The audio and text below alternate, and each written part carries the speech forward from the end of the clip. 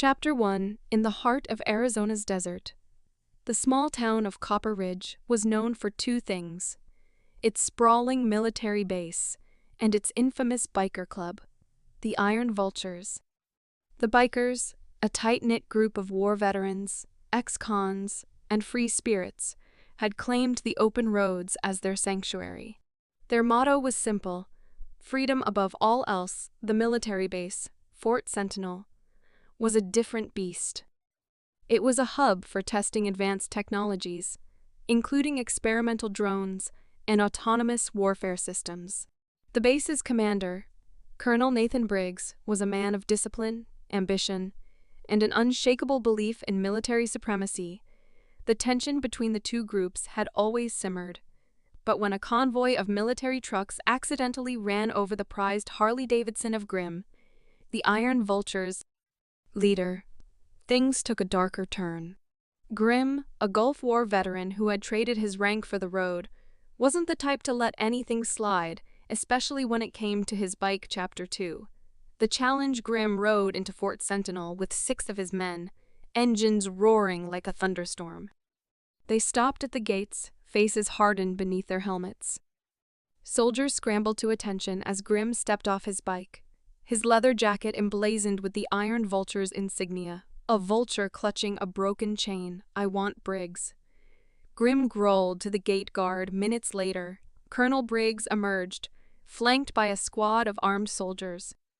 The confrontation was tense, but Grimm had a proposition: a no-holds-barred contest between the bikers and the military. The stakes?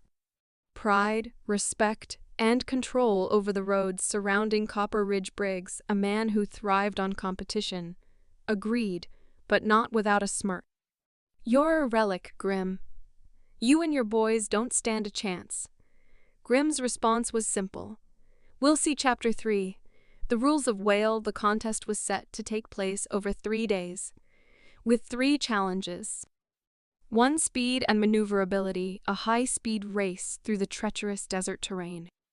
2. Tactical combat, a simulated skirmish using paintball rounds and military-grade drones. 3. Endurance, a test of survival in the harsh desert. With limited supplies, the bikers knew they were outgunned and outnumbered. But they had one advantage: they weren't bound by protocol. Their tactics were unconventional, their resolve unyielding.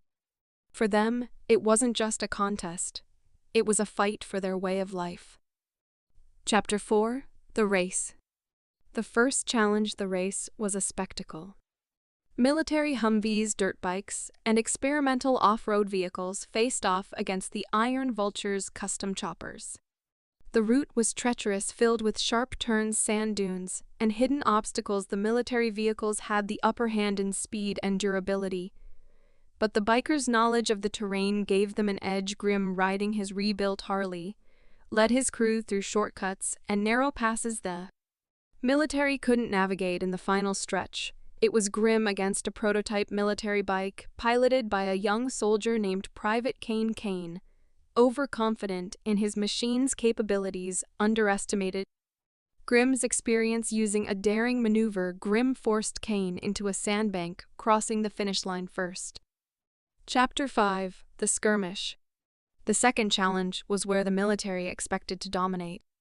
Soldiers armed with paintball rifles and supported by drones faced the bikers who had only paintball guns, and their wits. The Iron Vultures turned the tide through guerrilla tactics. Grimm and his second-in-command, a sharpshooter named Raven, used the desert's natural cover to pick off soldiers one by one. Meanwhile, the bikers sabotaged the drones, using signal jammers and improvised traps. By the end of the skirmish, the bikers had managed to eliminate most of the soldiers, leaving Colonel Briggs visibly frustrated. The bikers had proven that ingenuity could trump firepower. Chapter 6. The endurance test. The final challenge was a grueling test of survival. Both teams were dropped in the heart of the desert, with only minimal supplies. The bikers, accustomed to long rides and harsh conditions, thrived. They hunted, found water, and navigated the desert with ease. The soldiers, despite their training, struggled with the unfamiliar terrain. Their reliance on Technology became a liability when their GPS devices failed due to the bikers' earlier sabotage.